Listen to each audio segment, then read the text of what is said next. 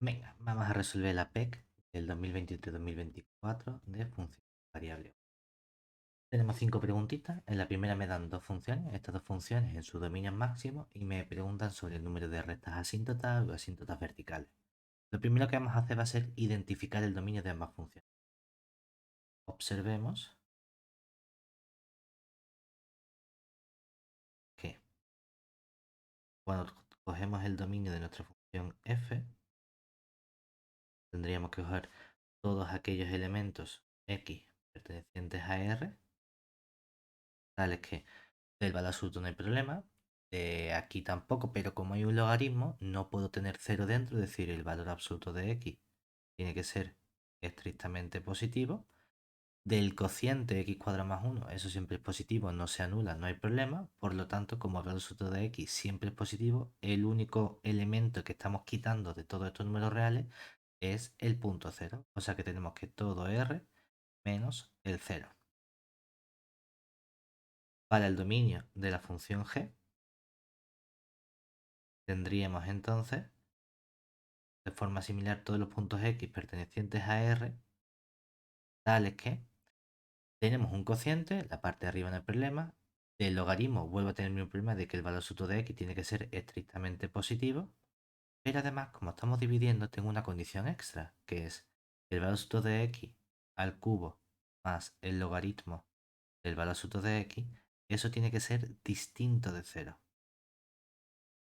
Hombre, ya sabemos seguro de esta condición del x mayor que cero en valor absoluto, seguro tenemos la misma parte de antes, es decir, todos los números reales menos el cero. La pregunta es, ¿hay más puntos adicionales que estemos eliminando? Es decir, aquí hay algo más. ¿Cómo lo podemos determinar? Claro, para eso tenemos que ver si esta ecuación tiene solución o no. Hombre, no sabemos exactamente tiene solución o no. ¿Cómo lo podemos hacer? Bueno, pues el modo de estudiar que ocurre con esta función que tenemos aquí sería, vamos a aplicar Bolzano. Esta función es una función que es una función continua. Parte de aquí sería una función continua. Donde, por ejemplo, si tomamos x igual a 1 partido por e, ¿qué obtenemos? Que entonces esta función que aparece aquí sería como 1 partido por e al cubo más el logaritmo neperiano del 1 partido por e, nos quedaría 1 partido por e al cubo menos 1, que es negativo. Mientras que si tomamos x igual 1, por ejemplo, entonces cuando evaluamos 1 al cubo más el logaritmo neperiano de 1, nos quedaría 1, que es algo positivo. Yo, como tengo una función continua, entre medias tiene que haber mínimo un elemento donde se haga cero, es decir, existe un punto, vamos a llamarlo x0, donde se anula. Entonces, seguro que aquí va a haber un punto x0 adicional donde este denominador se anula. Si os fijáis, como tenemos un valor absoluto, el comportamiento en la parte derecha positiva es el mismo que el comportamiento en la parte izquierda negativa. Por lo tanto, si x0 es un punto, también lo es menos x sub 0. Es decir, que seguro que tenemos dos puntos donde esta parte de aquí se anula. Claro, ¿qué me está diciendo esto entonces? De momento, pues esta parte es importante porque para estudiar las asíntotas verticales tenemos que recordar que los candidatos a asíntotas verticales son aquellos puntos donde no estamos trabajando en el dominio de la función. Es decir, nota los candidatos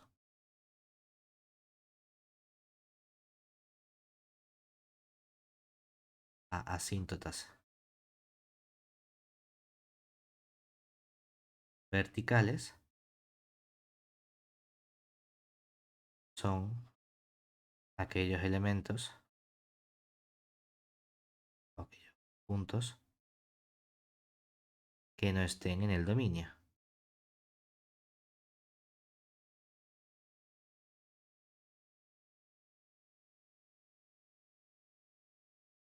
Por lo tanto, una vez que ya tenemos esta información, ya podemos estudiar. Es decir, por lo tanto, Si nosotros estudiamos, por ejemplo, sabemos que no tiene asíntotas horizontales, pero gana aquí un valor absoluto. Pero ¿qué ocurre con la función f de x igual al valor absoluto de x al cubo más logaritmo de x módulo partido x cuadrado más 1? Por un lado, si estudiamos el límite cuando x tiende a 0 de nuestra función f de x, ¿qué obtenemos? Claro, la función x tiende a 0, 0 al cubo es 0, 0 cuadrado más 1 es 1, no hay ningún problema, pero el logaritmo, este límite es el mismo que el límite del logaritmo de valor absoluto de x. Y ese límite tiende a menos infinito, lo cual implica que en el 0 nos ha salido menos infinito y entonces se trata de una asíntota vertical en x igual a 0. Por otro lado, cuando estudiamos el límite cuando x tiende al punto, bueno, vamos a poner a más infinito y vamos a poner f de x partido por x. ¿Qué ocurre? Que en ese caso tendríamos el límite cuando x tiende a más infinito de la función, nos quedaría valor absoluto de x, todo eso al cubo, más el logaritmo del valor absoluto de x partido el x con el x cuadrado más 1, nos quedaría x al cubo más x. Ya hemos juntado esta x con este x cuadrado más 1. Nos fijamos en quien manda es el polinomio, por lo tanto tengo grado 3, grado 3, todo esto tiende a 1. Si hemos dividido entre x y nos da un elemento, un número, es que entonces hay una asíntota oblicua por la derecha. De momento lo que hemos obtenido es el valor de la pendiente. Este 1 sería la pendiente. Tendríamos que estudiar también qué ocurre por la izquierda, es decir, hacer el límite cuando x tiende a menos infinito de f de x partido por x.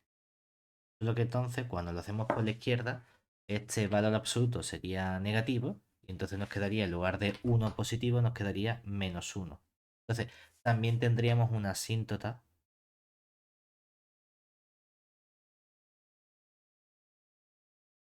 oblicua por la izquierda.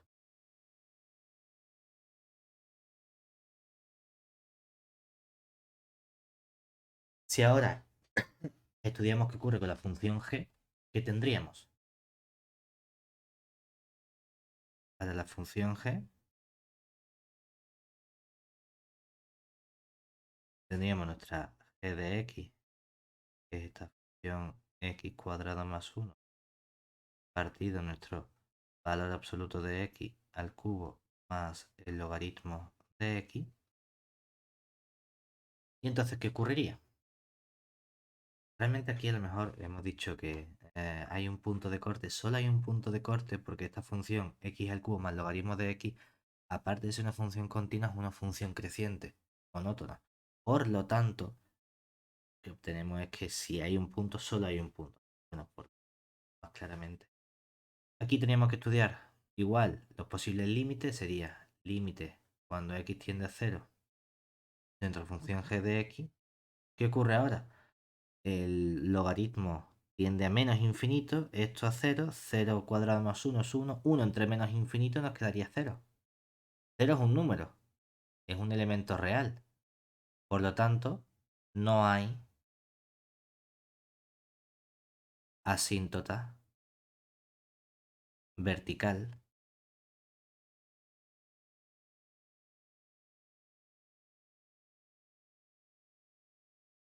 en x igual a 0. Tendríamos que estudiar también qué ocurre con el límite. Es cierto que bastaría estudiar qué ocurre si nos acercamos por la derecha, es decir, cuando x se acerca a este punto, x sub 0 bien por la derecha o bien por la izquierda de g de x. ¿Qué ocurre? Lo de abajo se hace 0. Lo de arriba es distinto de 0. Entonces sabemos que esto va a ser seguro más o menos infinito. No nos afecta el signo. En el momento en el que ya estudie en x0 más o en x0 menos, que alguno de estos límites sea infinito, podemos asegurar que hay una asíntota vertical en x igual a x sub 0. Por la simetría, lo mismo ocurre en menos x0, es decir, por simetría ocurre lo mismo en x igual a menos x sub 0. Y lo último que nos queda sería estudiar qué ocurre en el infinito, que tendremos aquí el límite cuando x tiende a más infinito, en nuestra g de x, tenemos aquí x cuadrado gana el x al cubo, o sea que esto tiende a 0. Como tiende a 0, tendríamos aquí que hay una asíntota horizontal en y igual a 0, pero por la derecha.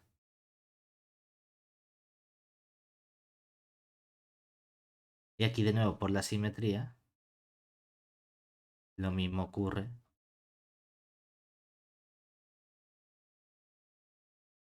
cuando nuestra x tiende a menos infinito por la izquierda.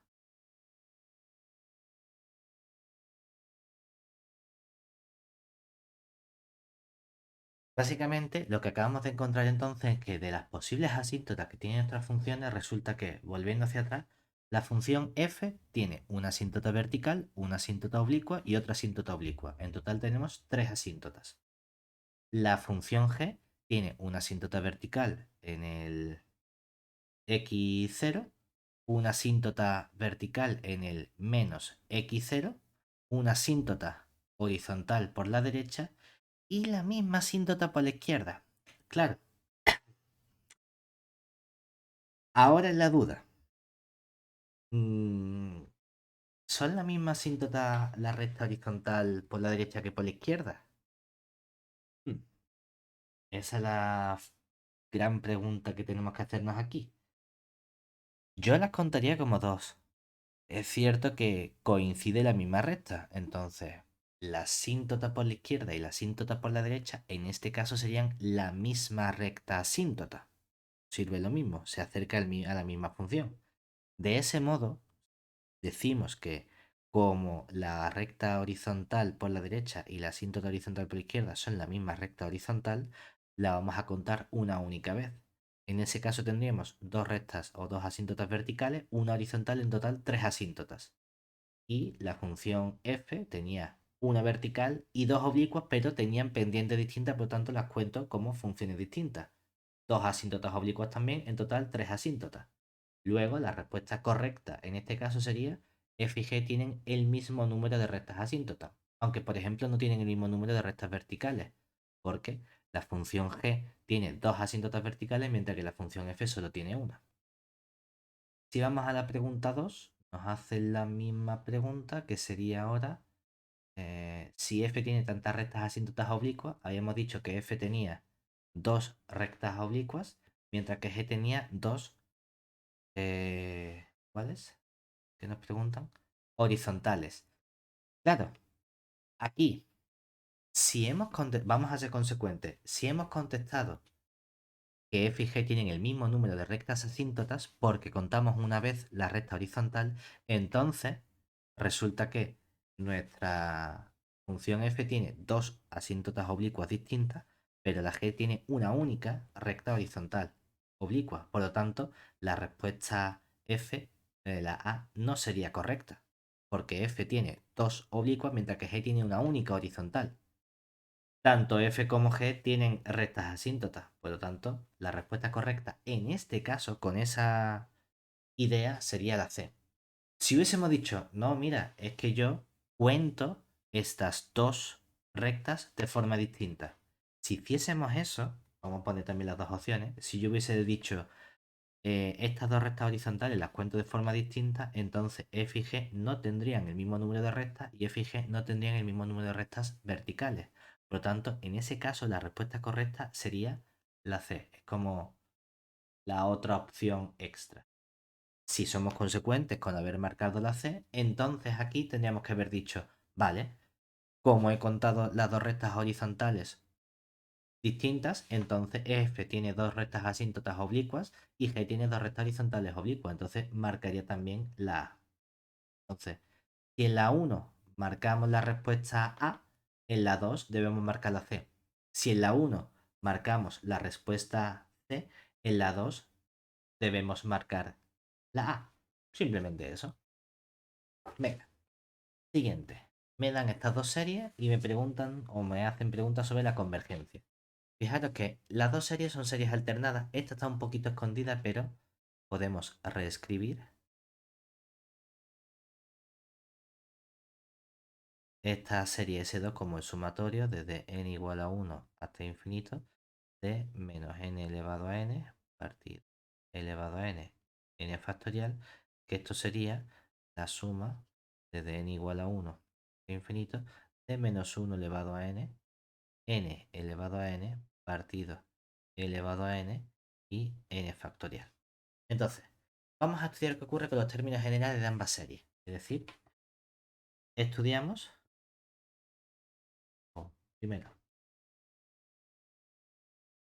llamamos a su n al término general de esta serie, que sería a nuestro n cuadrado más 3n menos 5 dividido entre el n cuadrado menos 4n más 2. Todo eso elevado a n cuadrado más 5 partido n más 2.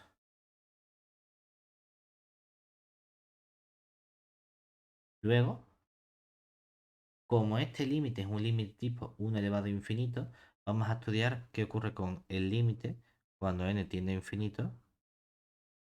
Vamos a estudiar primero simplemente lo del límite. Vamos a coger nuestra fracción n cuadrado más 3n menos 5 partido del n cuadrado menos 4n más 2 menos 1 multiplicado por el exponente, que sería n cuadrado más 5 partido n más 2. Cuando simplificamos toda esta expresión, ¿qué nos quedaría? Nuestro n cuadrado menos 4n más 2. Si al n cuadrado le restamos n cuadrado, se nos cancela. Si al 3n le restamos menos 4n, se nos queda 7n. Si al menos 5 le restamos 2, nos queda menos 7. Y todo eso estaría multiplicado por el n cuadrado más 5 dividido entre n más 2. Ahora ya tenemos polinomio de grado 1 más 2, 3, 2 más 1, 3. Entonces, cuando la n tiende a infinito, nos encontramos que coeficiente líder 7, abajo que nos quedaría 1 simplemente, menos 7, abajo 1, entonces nos quedaría simplemente que todo esto tiende a 7. Esto bien, aquí con el cuadrado se me 3n, esto 4n, perfecto. Tiende a 7, ¿y eso qué significa? Que entonces nuestro término general, el límite cuando n tiende a infinito de a sub n, es elevado a 7. Ojo, elevado a 7 es un número distinto de 0. ¿Perdón? Si hacemos la segunda serie, ahora llamamos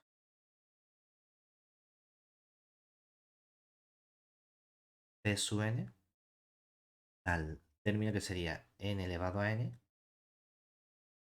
y 2 elevado a n, n factorial. Esto nos tiene que sonar a nosotros a la fórmula de Stirling. ¿Por qué? Porque si queremos estudiar el límite, cuando hacemos el límite cuando n tiende a infinito de nuestro b sub n, recordemos que la fórmula de Stirling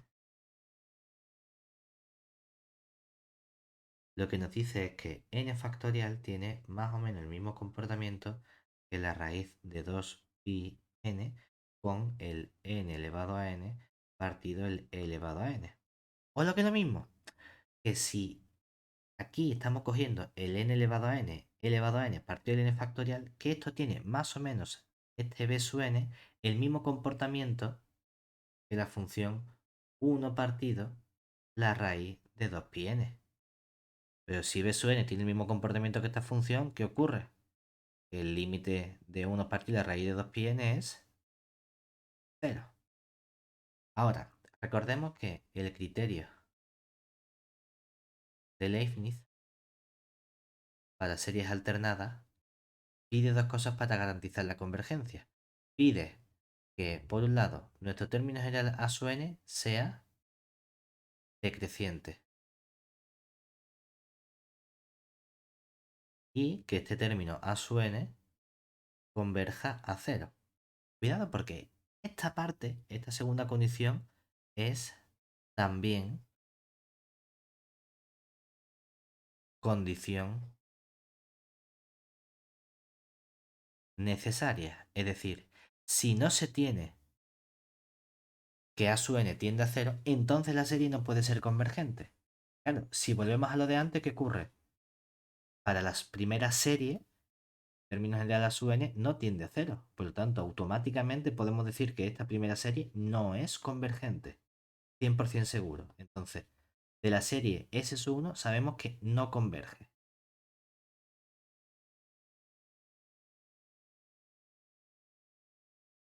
¿Qué ocurre? Hombre, que para estudiar la serie S2, porque el término general tiende a 0, no es suficiente. También hace falta, por el criterio de Leibniz, que sea una sucesión o una serie decreciente. Entonces, ¿qué ocurre? Tenemos que ver si esta parte de aquí es algo decreciente. Tenemos que es decreciente porque tiene el mismo comportamiento que este 1 partido del raíz de 2πn. Porque conforme el n va creciendo, esto es decreciente. Entonces, esta serie que tenemos aquí, por el criterio de Leibniz, esta sí es convergente.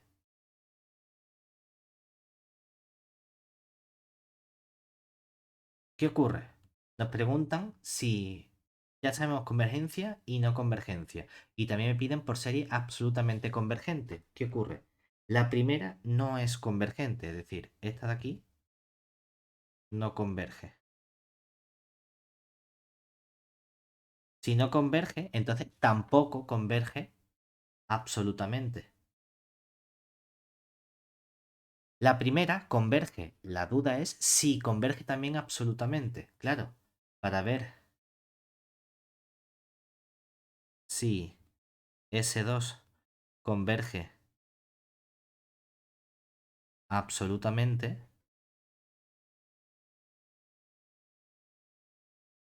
debemos estudiar la serie, pero con los valores azules, es decir, serie de n igual a 1 hasta infinito, y simplemente del b sub n, es decir, del n elevado a n partido elevado a n factorial. Pero ¿qué ocurre? Que el comportamiento de esta serie por la fórmula de Stirling es el mismo que el comportamiento de la serie sumatorio desde n igual a 1 hasta infinito de 1 partido la raíz de 2 pi n. Quitando la constante raíz de 2pi, esto es lo mismo que el sumatorio, o el mismo comportamiento, sumatorio de n igual a 1 hasta infinito de 1 partido n elevado a un medio, que es la serie armónica generalizada. ¿Y qué ocurre? Que cuando el p, el exponente, es menor o igual que 1, sabemos que esta serie es divergente. Luego esta de aquí no converge.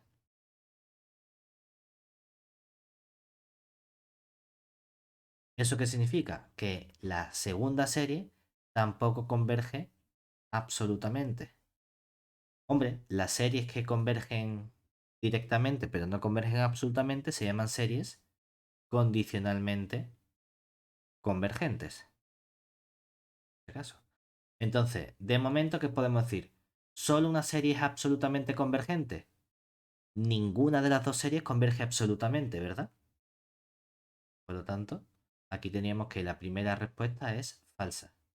¿La serie suma de las dos es convergente? Bueno, en la serie suma de las dos, aunque no la hemos estudiado como tal, realmente lo único que tenemos que hacer es coger la suma de los dos términos generales, es decir, el a sub n más b sub n. Entonces, fijaros que como a sub n más b sub n, cuando tomamos límite, cuando la n tiende a infinito, tiende a elevado a 7 más 0, que es elevado a 7, y esto es distinto de 0, entonces la suma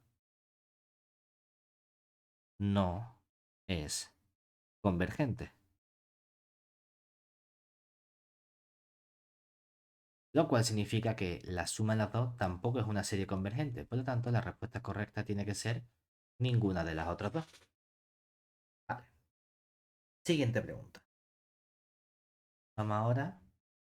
Me siguen con la serie y me dicen si una serie es condicionalmente convergente y si una converge y la otra diverge. Pues mira, justo hemos visto que la segunda S2 es condicionalmente convergente, por lo tanto, podríamos decir que solo una serie es condicionalmente convergente. ¿Qué más? La primera converge, la segunda no converge, podríamos decir que si no converge, que diverge, ¿no? Como la segunda, la primera no converge, que diverge, podríamos decir, entonces también sería correcto decir que una serie es convergente y la otra divergente, ¿no? Che, aquí tengo duda de qué habrá marcado este hombre. Pero bueno, es cierto que solo la segunda serie es condicionalmente convergente, la primera serie no converge, por lo tanto, podríamos decir que es divergente, y esta serie que tenemos aquí sí es convergente, ya tenemos toda la información. ¿Vale? Última pregunta. La 5. Me dan esta función, me dicen si tiene una rama parabólica, bueno, pues vamos a ver si la rama parabólica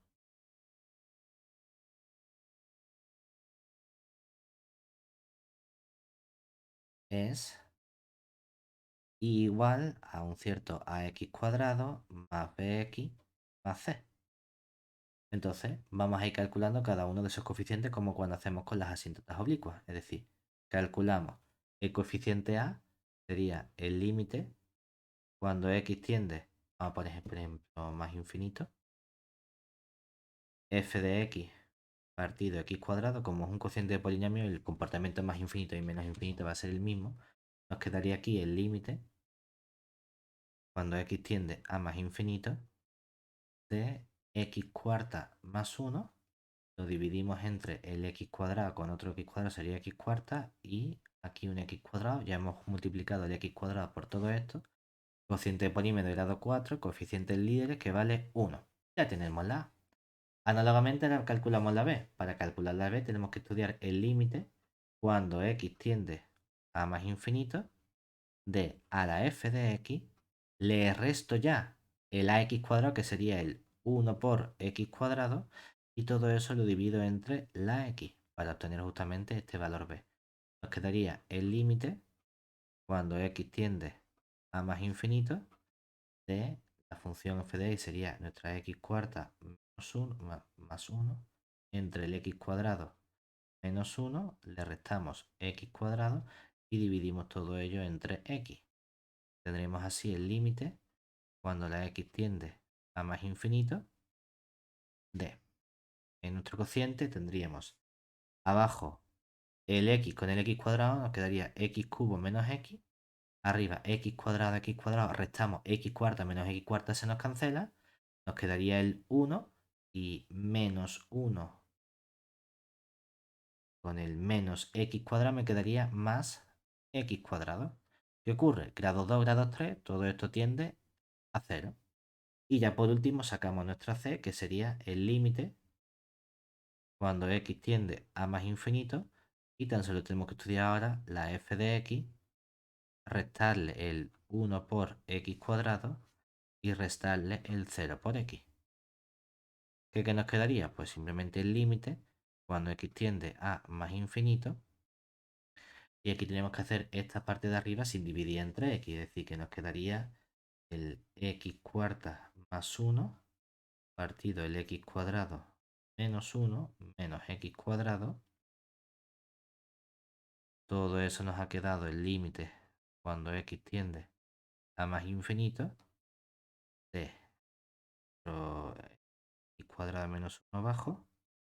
Y arriba nos quedaría el 1 más x cuadrado o x cuadrado más 1. Y nos tendríamos que esto tiende a 1. ¿Eso qué implica? Que ya sabemos cuál es nuestra rama parabólica, es decir, la rama parabólica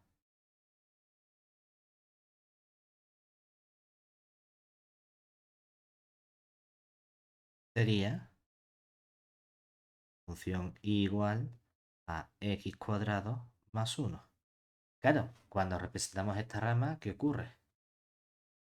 Tenemos una representación gráfica de esta función, parábola que se quita, x, 0, el y. En el 0, 0 al cuadrado más 1 valdría 1. Y luego tendríamos parábola. Oh, esto sí nos trae igual a x cuadrado más 1. Lo que está claro entonces es que esta gráfica no tiene un máximo en el punto 0. En el punto 0 tiene un mínimo. Y justamente, ¿por qué punto pasa? El vértice de esta parábola sería el punto x igual a 0 igual a 1. O sea que tiene una rama parabólica cuyo vértice es el punto 0, 1. Y con eso ya tenemos la PEC completa.